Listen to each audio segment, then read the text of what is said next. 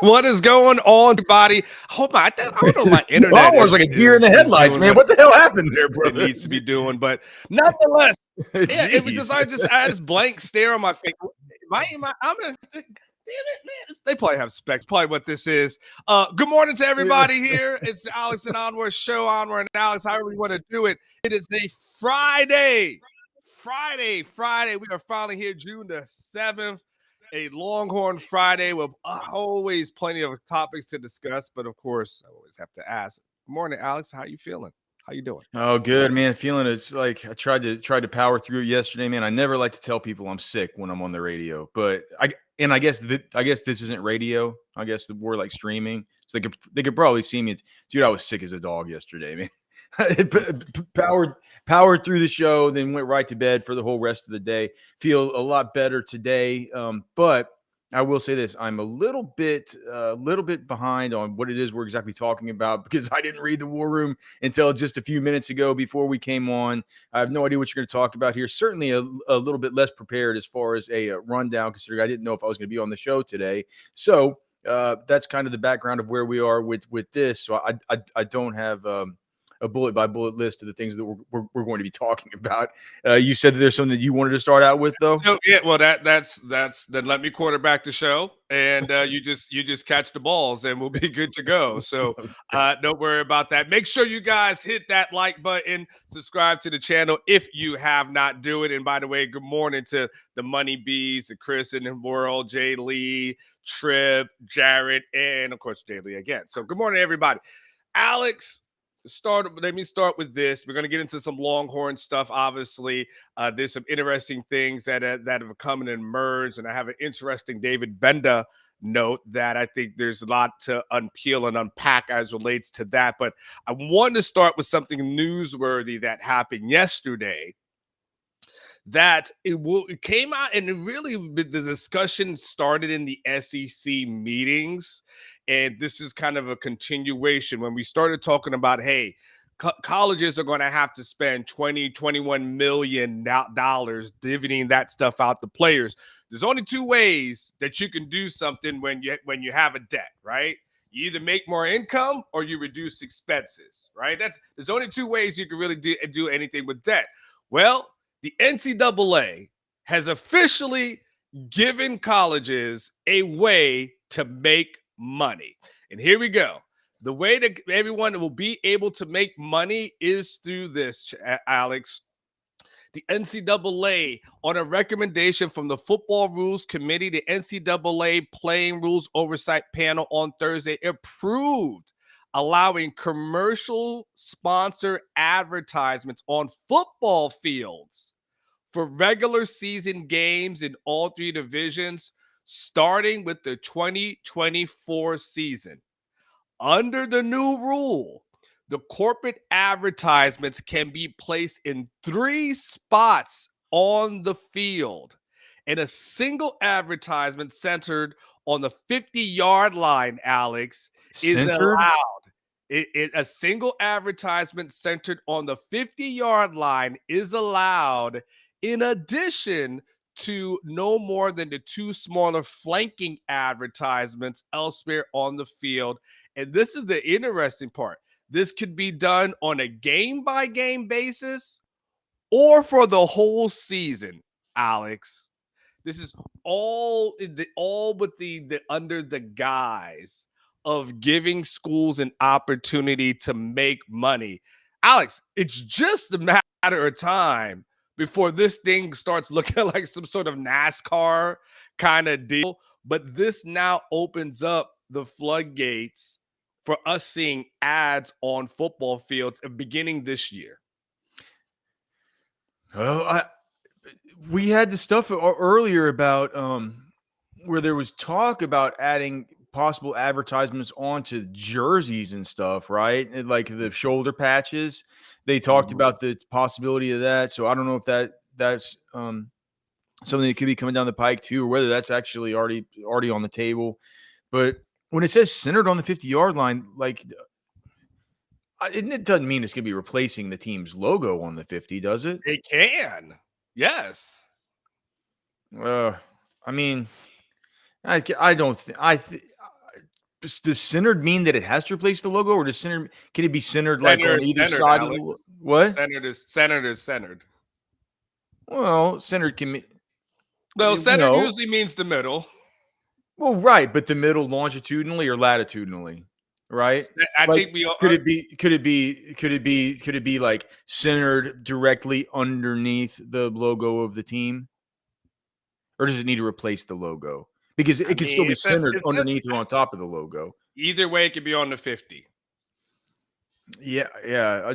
I wonder if it I like don't think someone's going to pay a lot of money to be a small little spice on the 50-yard line. yeah, Like but I know this. I don't I'm think I'm not, going to drop 3 million I'm for not saying a that. little But quarter let's just on say the it's 50. like what's in Austin, like Yeti or Tesla or St. David's or something like that, right? You could have the Longhorn and then have like the Tesla thing underneath it that's just as big. I would think they might even want it like that, right? But I think it would be crummy to get rid of the team's logo in the middle of the field. I'll bet you some teams are gonna have to sell their soul and do it. I don't think Texas has to, right? Thankfully for Texas fans, this isn't going to be look, Chris Del Conte loves to make money, right? They're going to need to make money, right? Um, but it's, it, I feel like Texas already has the infrastructure in place and probably the sales support in place, and they have, dude. Every time you go see Coach Sark and you talk to him, he's on the podium. It's a Longhorns. It says St. David's. It's a Longhorns, St. David's, Big 12, Longhorns, St. David's. Right? It's like they already have existing relationships with all these sponsors. It's not going to be hard for them. I think the schools who's going to be harder for is the ones that It's like, well, thanks. I mean, I'm glad. Thanks to the NCAA for giving us this extra tool. But a lot of these people that are in the sales and support staff for these athletic departments are just like, golly, I just got a whole heap of new work just shoved down on my desk. Like, hey, go ahead and add 22 million to your bottom line as far as what we're going to need you to sell this year. Yeah. But and then the other thing too is in some of these smaller markets that you might not have a local advertiser who is you feel like for most schools you probably will. You're right. You're in Starkville, Mississippi. There's probably like the owner of the biggest car dealership or there or something is a dude who would be willing to kind of give that sort of outlay for the whole season to be able to just have because they said that there's two that can be flanking advertisements as well. Sure. I would think that probably in most schools that aren't at Texas level, they'll probably say, I don't even know how hard is it to change those logos during the week for the groundskeeping crew. Well, the groundskeeping crew is going to be real busy. Yeah. That's going to be a really busy crew to keep that going. And by the way, like for that job, if I'm dropping major coin, I want that logo to last all game long. Like I don't need that thing to be looking crummy towards the end of the fourth quarter or something like that. Like you could better put some good ass paint down there that makes it last. Well, yeah. Well, I mean, yeah. Hopefully, right? But the other thing is, I think they can change out that stuff pretty quick because you see, like during the week of the, oh gosh, I just know that there's like during bowl season, wherever there's a bowl game played at the Superdome, and they get Clemson and Boston College, or I guess that wouldn't be a bowl, probably not. Something like that, right? And you get those written in the two end zones, and by the time you get back to Sunday, 2 or 3 days later, they have it all painted right back with the Saints stuff, right? So I mean, there's clearly ways to do it, but I would think that those flanking ads would probably be ones that they could maybe at least at smaller schools. I think Texas could just sell them for the whole year. I think at a smaller school though, man, you're probably gonna have to sell those like on a week-to-week basis and hope that you can just get that bedrock sponsor that you can have centered in the middle, whether or not it overtakes they say they can't make it overtake the team's logo. I think that again, it all depends on the team. Like I mean, there's Texas level, right? But how many other people are at a Texas? Texas is the richest, has the richest athletic department in the country. So Texas will operate on a different level, right? But that's Texas. How is everybody else can turn their nose up at this, especially when they have bills to pay? I was like, I don't. I think. Look, I'm thinking. Like I'm going to put this in here real quick, Alex. So this is. I picked up something like real random. All right, this is essentially what it looks like a Chick-fil-A Peach Bowl. Like this is kind of, I think, what we're talking about for an ad for somebody like. So you I so just you, picked I you picked think a that you random think one, that right? the so you think that like Yeti would be integrated on like because the Peach Bowl, that is the Peach Bowl's logo. Yeah. You're saying that the Yeti, let's just say it's Yeti. Okay. I honestly think Yeti would be a cool sponsor, right? Oh yeah. And Yeti could get a lot of value out of it, even though I think that Orca coolers work a lot better than Yeti coolers as far as keeping the ice cool for a longer amount of days. But um, the this is a this in its this in itself is a logo that is designed to integrate the sponsor into the logo, Correct. right? It wasn't like this is the pre-existing Peach Bowl logo. I think that those change from time to time to integrate whatever the current sponsor is. The Texas Longhorns logo is clearly a standalone pre-existing logo. I don't think that you could just put um, I think you'd have to have the Longhorn and put like Yeti kind of underneath. I don't think you could interlace like the YETI inside the Texas Longhorn and have people be cool with that. No. I'm not, do you know what I mean? I think they'd say don't mess with the logo. But what you're saying is it small? Is it schools where they just like, hey, but well, what else are we gonna do? We can't field the football team unless we're paying these dudes. Yeah, I mean, Would you yeah, rather have us add this thing into the Mississippi State Bulldog logo to have big Rob's, I mean, for car instance, shop? they're saying you can do it in all three divisions, right? So all three divisions. So for instance, I'm in San Antonio, right? UTSA is UTSA, and UTSA doesn't have to spend out like not like the Power Fives or Power Four or whatever is left, right? But that being said, like UTSA, if someone's like, yo, we're gonna give you like 2 million, throw whatever HEB on there. Like, what is there? What's the HEB would be an excellent sponsor for UTSA. right? You That's just like, yeah. throw HEB on the middle. Like, is UTSA going to say, okay, but our logo, the Roadrunner, really important here? Or they're going to say, man, we'll take that cash. Sure. What do you want? No, what they would do is they just have a big HEB thing and have a little road runner down on the bottom going like beep beep. It's like they would do the thing where they would integrate it in. I would think. Yeah. I'd like to look. Here's the thing. I'd like to think that everybody's just going to keep it the same to where it's like you keep the logo and the identity as it pre-existed first and foremost right there in the middle of the field. We got Sandman in the chat saying like he's saying the same thing. I think centering it means you can have it on the 50, but you can have it centered with the main logo and maybe put it more on the hash marks, right? But I'll bet you that some teams are going to say some people are going to say, look, if that's what you want, it truly doesn't mean as much to us. We need the money. Yeah, like right. What did it say? Beggars can't be choosers at this point. Like, Yeah. like to your point, I'm a sales department and we've got 21 million that I have to sell. And someone's going to carrying an HEB bag. Now that actually it would be good. That'd be good. That you know what? We literally just gave UTSA their whole pitch, man. They're your sales guy down there. You got the corporate offices right there off 1604 or whatever that loop is. That's great. Yeah, I love it. So it's in it. And Alice, I think this is going to be we'll move on to some UT stuff in a second, but I think, and I know there's going to be a good HEB segue in here for you, Alex, in a second. Yeah. But I think we're getting to the point where college football, people are going to sell their souls, man. Like, people are going to sell spaces on their uniforms. They're going to sell patches that on there. The uniforms are going to, some uniforms are going to look like NASCAR. Again, from our Texas bubble. It's easy for Del Conte to say, hey, we just like our icy whites and that's it. Like, and that's cool because Texas has got the money. Everybody doesn't have the money like Texas. And so there's going to be other programs where we're going to face it. Like Oregon has 6 different uniforms. Like, you think Oregon's not going to say you can be a sponsor on this uniform, that uniform, that uniform, that uniform, that uniform, right? I think you'll see that a lot in college football. Maybe not as much as Texas, but definitely across. Is it that bad?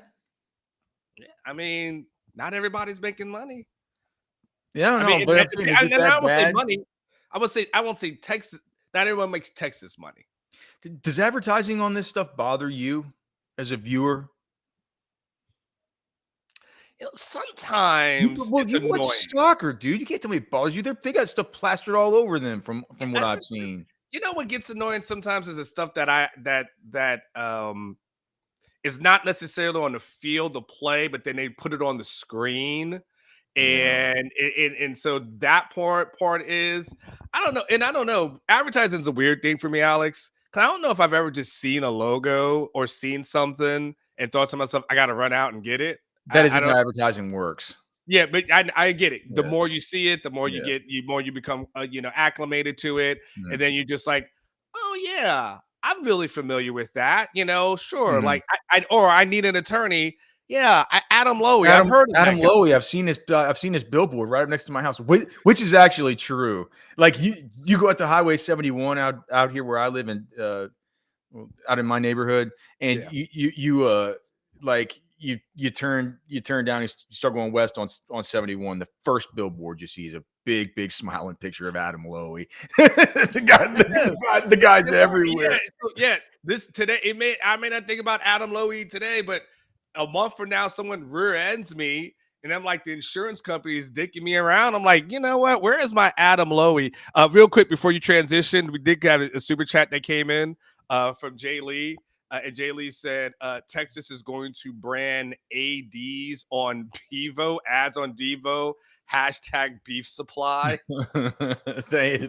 Thank you, Jay Lee. But here's the thing: you can't brand ads onto them if you're going to be changing them from week to week, man. It's like, what is this? Is this Bevo 15 on war? Bevo 13? Yeah, I don't know what number we're on, right? Yeah, but you could have Bevo sponsored by such and such. I guess technically, if you wanted to, right? Yeah, for the television broadcast, Bevo brought to you by whatever. Yeah.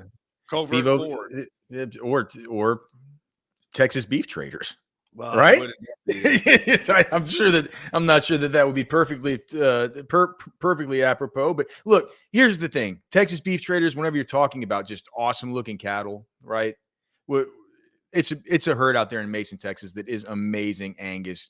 Just awesome animals where they have bovine nutritionists on staff. Hey, listen, today's Friday. It's Friday, man. Put a smile on your face. It's Friday. Guess what that means? I'll be at Texas Beef Traders at the Lakeway location after my kids get back home from their basketball camp today. I'm sure my son Merritt is going to want to go up there with me. He loves going to Texas Beef Traders, texasbeeftraders.com. Every time we go there, they're always, man, it's just a place where everybody knows your name. They're always going in there. They're giving you a beer. They're giving my son a sparkling water or a soda. They got some cookies and stuff in there for him. And it's getting to just hang out with Darren and with Shay and with Dan and with the community that they have up there. They're going to cook you a steak. They're going to give you a burger. They're going to make sure that you can taste the products and understand how much better the beef is at Texas Beef Traders. And it's like Anwar said it earlier. When you compare and contrast to HEB from HEB, you don't even know where it's from. I hate to tell you, but you just don't. It's surely not local. It's probably not even from America. You get beef that has had no vaccinations, no inoculations, no cockamamie shots, no nothing at Texas Beef Traders. It comes from an hour and 20 minutes right out west of here, and it is delicious. It's the cleanest protein that you can give to your family. Texas Beef Traders, texasbeeftraders.com, and remember, 10% off. So it's already better than the grocery store. It's already cheaper than the grocery store. Make it even more cheap. 10% off at Texas Beef Traders, texasbeeftraders.com. And if you can't make it out to Lakeway, it's fine. Just call up there. They'll just bring it to you. Texas Beef Traders. Speaking of bringing it to you, I had a good phone call yesterday with my main man El Presidente from Eric Sells Homes DFW, because I will be in the DFW area next week. In fact, as I continue my summer tour stop, I think my son's playing. Guest was invited to guest play. It was a humble brag here. My son who's a goalkeeper, was invited to guest play for a team that's ranked number 4 in the country at something like a Prima Copa tournament out there in the Dallas area. So we'll be there next week, and I might buy a home. But if you need to buy a home, Eric Sells Homes, DFW. He's the man with the master plan. Will take care of you. Don't get taken advantage of. Golly, the real estate market is crazy, and there's so many people who are in it that don't know what the hell they're doing. If you've ever bought a house or tried to buy one, those realtors can be test your patience with the Lord. But Eric Sells Homes DFW, he'll make sure he takes care of you. Buying, selling, made easy. Last time, there's a QR code. Eric Sells Homes DFW. El Presidente himself. Hey, I have a quick question because we'll talk about your notes from the war room, and I do. Oh, did you watch the softball game last night at all? No, I did not. There's the one time when I'm laying in bed where it's like I just turned it on. It's like they had a completely captive audience in me, you know. Mm, But dude, I'll say two things about softball, and then I want to ask you too about your son, okay. because like he's getting invited to the number 4 team in the country. Like, I just want to ask you something about this. Okay. But first about the softball game, maybe you can answer this question for me. One, I saw the girl. I saw a girl who's been playing softball for her whole life and is obviously one of the best. As far as I know, there's no such thing as pro softball, right? This is the highest level of softball that you can be playing in, ostensibly, right? There's probably some kind of maybe Olympic softball. Yeah, there's always some sort of pro softball team somewhere. That's somewhere This is there. somebody playing at the highest levels of softball. They're But this playing for is the NCAA this is championship, right? yeah. Okay, so how did she not like? Wasn't the first thing that you learned in Little League baseball, if you hit a single and you're trying to outrun the ball to first base, whenever you turn, don't ever turn towards second base to come back to first. You Mm. always peel off the other way back towards the dugout, because otherwise they're able to think that if you turn towards second base that you're making a turn towards second base and they can tag you out. I could like am I crazy about that? No, I don't no. understand how one of Texas' best hitters just, gets a single, she's safe, and she turns back towards second base and just stands there. And these OU girls are just looking at her, they're like, what? They just like toss the ball over to the tagger and she's out. Did I like No, I didn't watch the game, Alex. I gotta. okay. Well, You're maybe somebody in the chat can let me know whether it's like I'm crazy or rules different in softball. Like somebody in chat, please let me know, because I know people know what I'm talking about. And mhm. then the other part was why do they go through so many pitchers? Is the pitching motion just because it is a wacky looking motion? It looks like it really hurts your elbow. And Mhm. my aunt was a softball coach when I was growing up. She's passed away now, and if she was still around, I would call her and ask her. But I don't know anything about softball. It does feel like so Jared Tetley saying she thinks she just totally effed up. Cotton saying that play changed the momentum. So it could have just been a brain fart. Like so it's not a different rule. So yeah, mentally froze. Um, Mm, mm. whenever they kind of come around and they're like doing this underhand thing and they kind of have to stop right there with their elbow, right? And they open up their palm and this ball just whizzes out of there 67, 68 miles an hour. It feels Mhm. like there's something that might happen mechanically there to where if you do it too much, it could really mess up your elbow. Like, could you Sure. see Yeah, that? that's fair. That's fair. Yeah, I used to cover high school softball, so what you're saying is fair. Is that why and maybe that's why they just have to go through pitchers so much, right? They're just Yeah. like, man, we can't let her pitch more than like an inning or an inning and a half. Is that I feel like that, and listen, there's gonna be people who are more I'm the people who know softball better than me. But I will say this: I feel like that's more over the last several years, because years ago, softball player just pitched the whole game. That's just who oh, she was, and especially if you had a good one, because a good pitcher, especially at like a high school level, like this is obviously next level, but a good pitcher in high school, I mean, they'll strike out everybody at that point. Like, there's only a certain amount of people who can hit them, especially if they've got that juice on them. So, um, JD is correct. It is a little bit better, but I don't know the evolution of the replacements. That one I'm not It privy could, dude. to. It could just like I don't know anything about the team. I don't know anything about softball. I don't know anything about it. It could just be like the nature of the pitching staffs that these two teams had. It's like that's how they did it. They're going to platoon that thing. Like it could just been strategic more than it was something to like. That was all I was curious about. But Okay. I'm sure the chat will let us know. They went through a bunch of pitchers. The great thing about the people on this show, Alex, is almost like the people on Orange Bloods. Like there's an expert in the field at all times. Like all you got to do is put it out there, and someone, as we can see from the chats here, JD's, the Yeah. Lewis, John B saying, "Well, the Stanford pitcher pitched everything." I love it. I love it. I don't know. That's what I'm saying. Like I said, I just want to take a few minutes just to ask the chat because I knew that Almore probably, Nah, myself. Now, have you ever tried to hit? Have you ever tried to hit that? Hit at someone? No, a pitcher? I from an underhanded toss. Yes. No. It's probably Dude, weird. it's crazy. Like the ball's coming up at you. They had a professional softball team in Tampa years ago, and they had like a media event where basically it was just made to embarrass everybody. I was the only person that actually made contact, and I actually drove it to the fence, surprisingly. And I say surprisingly, like it was like opposite end. So it was, I wasn't trying, that wasn't intentional. But boy, when they come with that smoke, they come with that smoke. Does That it feel like thing it's is, coming up at you, kind of? yeah. Oh yeah, but they can do so many things. They can drop it. They can curve it.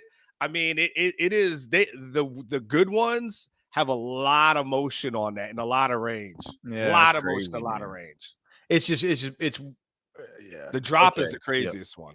And here's my other question. Like, so your son's a goalkeeper, right? Yes. So, I mean, if he's this good to where he's like, is he that like? How do you get to be so good? I would say a couple of different things. One is he has a basketball background, right? So as a goalkeeper, having a basketball background really helps because there's some similarities to that as far as like hip placements. And I won't get like too technical, but as far as like watching the hips in basketball, when you play defense, a lot of times you watch the hips, you don't really watch the arms. Sometimes as a goalkeeper, you're looking at the hips to see what direction it is. He's always been aggressive. He's pretty much fearless. He's very athletic. He's got good heights and got a really long wingspan. And so when you're a goalkeeper, and guys like Mike Torres who follow the sport can tell you, when you're a goalkeeper and you're very athletic, you stand out. Most goalkeepers are just kind of like slow-footed. So when you actually do have something to you, it's easy to see the difference. It's harder for me to sometimes see it in the field, but the keepers you can tell. And he's done really well against really elite teams. Is being the goalkeeper in soccer kind of like being the goalkeeper in hockey, where it's like whenever those two teams play each other, it's like this dude versus this dude? No, it's harder. No. It's harder, Alex, because there's so many things that go into the keeper position, and essentially, if you don't have a good defense in front of you, like there's certain things like a goalkeeper could keep you in it for so long, but if this team has 20, 22, 25 shots on goal, eventually the keeper's going to let one through. They're just human, right? It's hard. It's a lot of ground to defend. Whereas if the other guy only has 10 shots on him and his defense is better, it's a little bit easier. So no, it's harder. It's hard as a keeper. And then you have like a penalty kick where, let's say someone fouls you. It's crazy. They foul you in a specific area. They basically get to kick one-on-one against the keeper with no one standing there. And you usually are a dead man walking at that point. Yeah, that's crazy, man. It's got to be the most nerve-wracking thing to have to like be the parent and have your kid be the Well, one. yeah, because here's the thing, It's your like kid can give it's up like a if goal, and you're yeah, like, "Yeah, it was 3-on-1." Like, what do you expect yeah. my kid to do? Like, where the Yeah. hell is your Well damn kid over well, there in the yeah, well, daisies? it's just like if your kid is the striker, you can just go up there, they run up there, they're taking shots on goal and stuff. If they kind of miss a little bit, they're like, "Oh, get them next time." Yeah, Like exactly. like for your Everyone kid, claps for them. it's like for your kid, if he doesn't get the job done, no one's clapping. They're kind of like, "Oh, no." You know what I mean? It's tough. Exactly. It Yeah, is it it's is tough. it is definitely nerve-wracking. And so my thing is like there's good goals versus bad goals. And a good goal is like if someone just beats you, that's one thing. Just don't have like the mental error. So this summer we're doing a lot of different things. Like I said, he was doing Austin FC trials. He plays in an MLS Next program. So we'll be working hard this summer to get him better.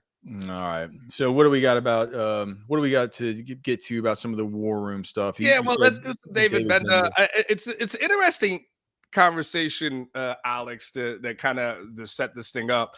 And I appreciate you asking about my son, by the way. And I gotta get out of this. I actually do got to check out this Airbnb, so we can go When like is your checkout time? 10? 11, Yeah, 11. man. Yeah, dude. We could do this But Bender thing and get out, dude. Yeah. I got stuff in the freezer. I gotta go get some ice and in the Yeah. cooler and stuff like that. But so the interesting thing, Alex, I think I've talked about this before, has been the leadership void that Texas currently has, right? And the leadership void is because they had guys who've been vocal over the past couple of years. A couple of years ago, we knew about Bichon, we knew about Roshan, right, and what those guys were. But then, whatever Rodolfo may or may not feel about Jordan Whittington, one, he did get drafted. Two, he was a leader, right? You had your Byron Murphys, Tavondre Sweats. We can go down the list of Jatavian Sanders, guys who were leaders. And so the question has been, who are going to be the guys that step up this year? And this is something that Sark has talked about throughout the offseason, kind of waiting and needing some guys to kind of step up into those roles, and waiting to, they want Quinn to be one of those guys. But what about some of the other ones? And the thing that I heard this past week, Alex, is that from a leadership perspective, the guy who's become the leader on defense, especially as summer workouts have started, has been no other than David Benda. Like, that has been the guy that the staff has identified and that the team has identified as the guy who is the person that is leading the huddle, probably a leadership kind of committee, but a guy that everyone is kind of looking and as that person. And it's not just leader, but that's as you know, in this role, Alex, it's you got to lead. People have to respect what you do on the field. You can talk all the crap that you want to. If you're a crappy player, no one's going to pay attention. Like, no one gives a damn what you say. And so David Benda has been that guy. And one of the things I'll say this, Alex, and I'll give you a little bit, I'll let you chime in.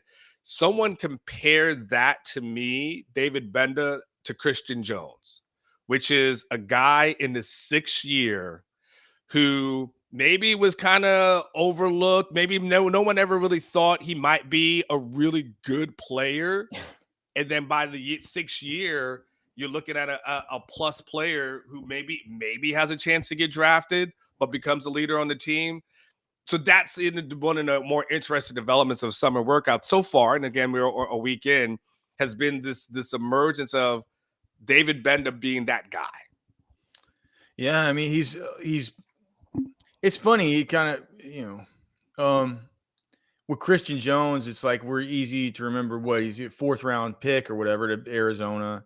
It wasn't that's what's fresh on our mind, but it was not fresh on our mind. It's like we were doing these shows, we weren't doing this show, but you and I were both doing daily shows, not at this time last year, but starting in August of last year. Man, we've been doing this a minute. And just kind of talking through the different subjects. And Christian Jones was one where it wasn't like we knew coming into that year, like, oh gosh, he's for sure headed for the NFL. Yeah. It was like if he can take that next step, like he was a lot better this last year, right? If he could take that next step, if he can do some things, stay healthy, all the prerequisites that we always say. Mm-hmm. If he can get those things done, then maybe he can. I guess I feel a similar way to David Benda. He's not. Mm-hmm. He hasn't been he hasn't been awesome during his career.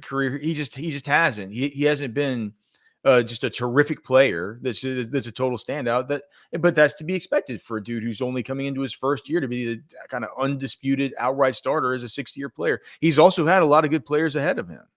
Mm-hmm. He's had good,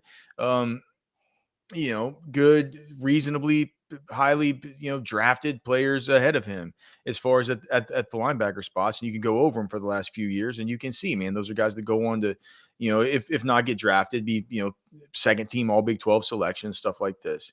So with the leader, I'm not surprised saying that he's stepping up as leader. I don't know if he's like I'm not sure that, I've heard exactly that he's the leader on defense. But I think it also, dude, Almore, I mean, as well as do you know who a big leader on defense is? Michael Taff. Yeah. As crazy as that is, he actually really is. Anthony Hill, he's already a big leader on defense. Guys see a dude who they know is going to probably be that high. They just see a dude who's a total athlete, and they had that leadership trip. That like Benda was there, Hill was there, Taft was there. Ewers, all the Sorrell. It's the guys that you would think. I think what this says a lot to, just from a pure leadership perspective, is along the defensive line, the interior defensive line. I'm not sure you're going to be. I don't know the guys like Vernon Broughton and Alfred Collins and stuff like that are guys that are, we saw like Alfred Collins maybe take on a little bit more of a vocal leadership role in fall camp last year. I'm not sure I really saw that continue in the spring of this year. I'm not sure he's a very, Broughton's a pretty laid back kind of dude himself too. It's like if these are dudes who kind of, if they're going to lead, they're going to lead by example. And here's the thing, they don't play consistently enough to lead by example. Yeah. So I think it's just interesting that Texas is finding its leadership at the edges, at the linebackers, and at the some of these guys. Oh, Jade Barron, right? That's another guy who by now is an established leader. And so in the secondary as well. And dude, it's a good mix in the second. It's a good mix in the secondary because you are going to be integrating some new pieces, right? You're going to be integrating like a Javion Cole. You're going to be integrating a young guy like a Manny Muhammad, right? Derek Williams is a young dude. You're going to have a chance for a guy like Kobe Black, every chance for him to possibly step up, right? So having that mix of these kind of guys in the back end that are leaders and these sort of young up-and-coming guys who are bona fide future stars and leaders of the defense, that makes a lot of sense to me. I will say though, with Benda, a couple of things just about him as a player. One, I'm not sure that he's going to be. I think once they figure out who's going to get the green dot on that helmet, that's when you find out who the biggest leader on the defense is. Yeah. I think Anthony Hill's the guy that's expected to have. I think it is too. Yeah, I think it is too. And that just becomes, it's like all of a sudden that's your quarterback, that's your leader, that's your dude, right? But that's an on-field leader. That's a little bit different from like a culture kind of leader, right? One of these dudes. The other thing about Benda is, what did you think about Maurice Blackwell's body transformation whenever you saw him at fall camp this year? I don't have his from when he started. I mean, I'm sorry. Whenever you saw him from the difference between fall camp to spring. Because in spring, I'll tell you what he weighed. Okay, yeah, because I don't know if I. What is he? 37? 37? Yeah, I believe he's 37. He's up to 220 pounds now. So that's certainly heavier than he was. I would have figured he would have been a little bit. Let's see. Let's look at the 2023 roster and see what he weighed in at, because he's 220 now. In 2023, I guarantee you he had to be a lot lighter because he just looks a lot bigger now, and it could just, maybe I'm wrong. Yeah, so 208 last year. He's put on 15, 20 pounds, but it's good muscle, right? Good muscle. Do you think Do you think that he can? To me, I'll just say it like this. To me, during spring, it looked like less of he was Benda's backup to more like this is a 1A, 1B kind of situation with these two dudes. Mhm. Well, I love Mo Blackwell. I think I'm like a lot of people that really all optimistic about him and that like and him having that impact. Again, you would have the numbers more specifically, Alex, to show what Mo looks like as far as disruption and all those kind of things are concerned. But just eye test of him, transformation of him, loving a guy that's again NFL. They love these guys who were safeties that transitioned into linebackers because that's the nature of the position. Some of the guys on the edge with this how the NFL is. So Mo Blackwell fits the prototype of what you would want as far as a linebacker is concerned. So I love him. I won't overlook Benda, but I definitely am. I'm a Mo Blackwell fan though. I mean, I really like Blackwell too, and I think it's probably he's better getting to the passer than Benda is. Benda's a better pure volume tackler though. More sure tackler, better volume tackler, but it's it. Whenever I look at Blackwell's, and it was probably what a result of the way that he was used.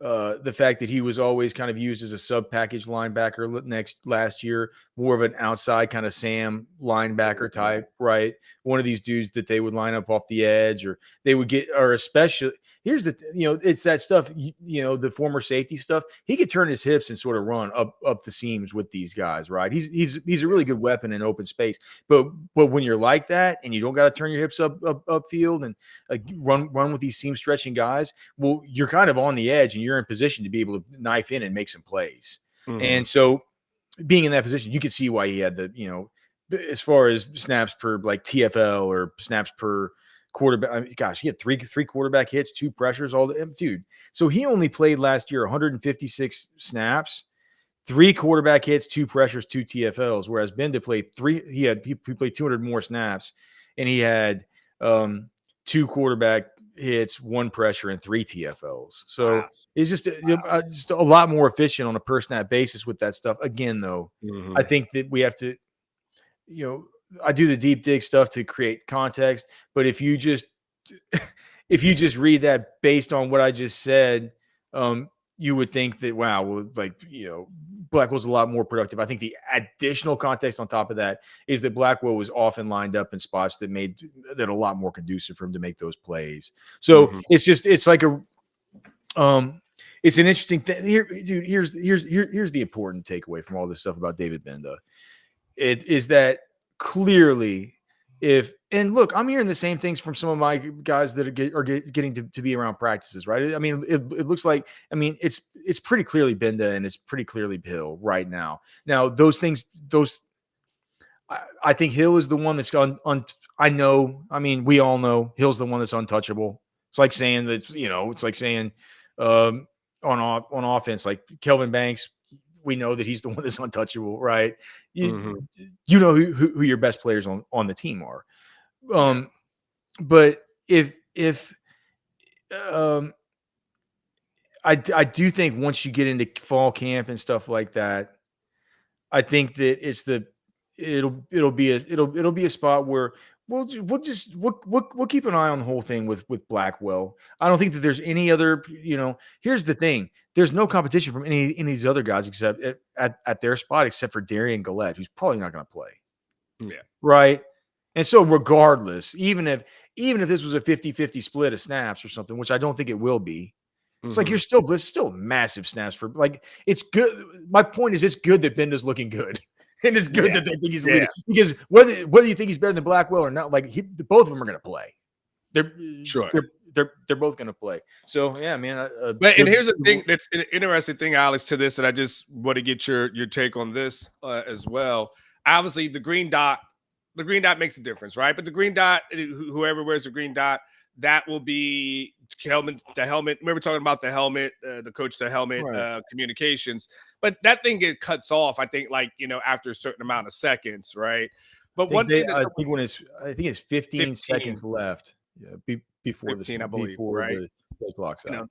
teams are going to be going fast anyway. So I mean, we're talking ideal world, and then we're talking like hurry up offense where things are going moving.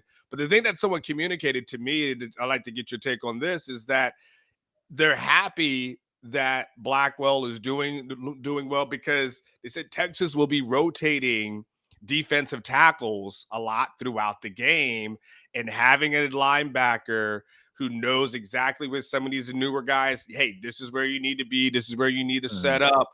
And again, as they keep, whether it's a defensive tackle or the defensive lineman, honestly, having guys like a Benda who is Johnny on the spot will be extremely helpful. Yeah, I mean, well, you know, um, whenever you play defensive line, whenever you play defensive line, you know that whenever you get down in your stance, you always. It's like I always tell people, for people that play defensive line, man, you come out of playing defensive line understanding a couple things really well: how to play defensive line, how to play offensive line, and how to play linebacker, right? What you don't understand very well at all, that you have to go back and learn if you want to study football, is what those dudes are doing on the back end. It has nothing to do with you, right? So and it's kind of like on the back end, you don't really care what's going on. Like the only reason that you care about what's going on the back end is it's like, dude, like, make him hold the football a little bit longer so I can get to him. Like, why is he getting the ball out so quick? You guys cover him more. Or it's like on the back end, you think to yourself, God, get some pressure on this guy, so I'm not having to go. I'm not having to guard this receiver for so long. That's the only thought that you have about what they're doing. You don't know about quarters coverage or cover three, or you don't bail techniques and trail taking techniques. Those are things that you learn about if you study the game of football, and you can pick up a little bit during your film review sessions whenever your head coach is reaming these dudes out, right? But one of the things that linebacker, like, yeah, I mean, it's like you always know, man, if a linebacker comes up to you and you're on the defensive line, he gives you 2 taps on the right side of your thigh pad, you got to go over, 2 half gaps, right? And it's like the linebackers are always there to kind of tell you what to do, right? Mm-hmm, mm-hmm. So, having an experienced one, especially with all these dudes, the good news is about, Jermaine Lole, Norton, Savea, all these guys are seniors. Am I missing one? Lole, Norton, Savea. Who's the other one? I'll pull up the scholarship board here. You're talking about the No, transfer that's guy? it. Lola, yeah, the transfer guys. Gosh, it feels like more than just 3, doesn't it? I guess it just feels like that many because they were just in on so many, right? They were just Yeah. in on so many. But all those guys are seniors. They're going to be pretty well in tune with some of the standard stuff as far as which way to get a line, which side of the hash marks they're on, which sides of the run strength, stuff like that. But yeah, having to do like Benda, being one of these leaders that can help them get lined up correctly, certainly that's a big deal. Real quick, Alex, before we get out of here, I'm just kind of curious. It's early at this moment. I'm just curious, just looking forward, ahead. We've seen guys who, like we said, we used the Christian Jones as an example, become a draftable player, right? Jet Bush made it to an NFL roster. Even as an undrafted player, he did make it to the NFL roster. Benda What as team did Bush go to? Patriots, I believe. Oh, dude, they're dipping Yeah. right back into the Brendan Schooler line of thought, They aren't love they? him. They love him. They love They him. They love these love some long. Texas players, They, man. they love these long haired Caucasian Texas special teams dudes, right? It is New England. So, Yeah. but that being said, what about Benda as a potential pro prospect? I know you talk to agents all the time. Are you hearing anything, or is he's more of the ceiling for him is You know what? you know Let me look and see. Hold on. Because I had a buddy the undrafted? other day. I had one of my buddies the other day who was an agent for a really good agency, and he was asking me for phone numbers, um, for players, right? Uh, Yeah. the players that he didn't have contact information on. And let me just see if Bender was one that he asked about. Hold on. Let's see. So yeah, man. He was interested in Benda. He was one of the guys that he was in. So there is interest from at least um, one agent who has good players and who's at a very major agency. Okay. He was asking for his like I can tell you the players that he was asking for his number alongside. He didn't have a number for Ethan Burke, Jaden Blue, Matthew Golden, David Benda, Amari Niblack, Jake Majors, Tio Oli Isabella. Okay. Interesting. I think the only thing with Benda, I think they list him at 6 foot. I don't know if that might be a little generous. He might be at that 5'11" ish kind of range, maybe 5'10" and Benda's a half. 33, right? Yeah, 33. Yeah, 6'2", 241. They didn't say 6'2". You mean 6 foot? I'm sorry, 6'6" and 241. So 6 Okay. feet, 241 pounds. Okay, gotcha. Pounds. I was like, now I know it's out, right? That's yeah. I mean, that's not ideal linebacker size, man. Like, it is what it is. You're only as tall as God made you. I mean, yeah. But I think the last thing I'll say this, and my final thought on it, Alex, is I wanted to know what he was as a pro prospect. So I did ask you that. But at the end of the day, less than 2% of people who are playing college football are going into the NFL. So if you're really good and you're a plus player, and if he's all SEC on second team SEC or anything to that effect, shit, that's all that matters at the end of the day. So we'll see, and I'm sure you should have at least 2 degrees by now. So, Alex, I got to pack up. I got to head back. I got to get this thing going and get these things loaded up in the car. So, I appreciate it. Glad you're doing better. You guys are going to be headed down to Texas Beef Traders, so you'll see Alex there on his tour stop there. I will be back at my crib this weekend. Man, I got one of my buy or sell questions for you next week, Alex, is going to be about HOA. God, don't give me okay, good. I'm glad that I'll get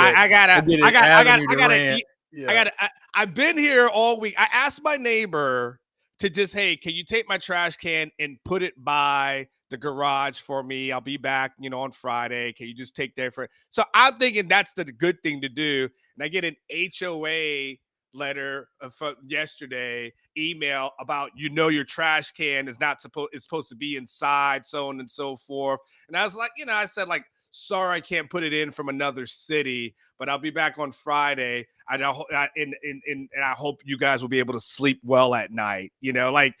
I will have an HOA buy or sell question for you on Wednesday, because I'm full tilt right now. So I need to get back to Austin, Alex, to my garbage can in, so I don't get another notice. Bastards. Don't give me. I'm not sure you want to get me started with that HOA question on war. I'm gonna ride with you, Alex. You could open up a can of worms. Okay. All right. Hey guys, remember, live each day like it was your last, because one day it will be, except for those who are on the HOA board. You guys can kick rocks. Now, email me, alex@rosterwatch.com. If you have suggestions for the show, you can also follow us on Twitter /X at Anwar Richardson, at Alex Dunlap NFL. There's so much more in the war room over at Orange Bloods. All we talked about really was the David Benda piece, but Anwar's got some stuff about some other players, some other people that he talked about. Catch him. Oh gosh, Zach, man, just brought the heat as far as the lead in that stuff, as far as all the news with the possibilities of a Texas coaching search in baseball. So much over there, over at orangebloods.com. Thanks to the near 600 of you guys that are in the Specs chat right now. Thanks so much to Specs for being a great sponsor here of the Old Fashioned Show. We certainly appreciate those guys, and we can't thank them enough. We can't thank you enough for being in the Specs chat line. Again, all 600 of you. What does that mean? 600 likes for the show, all right? So please get that done. Subscribe to the channel.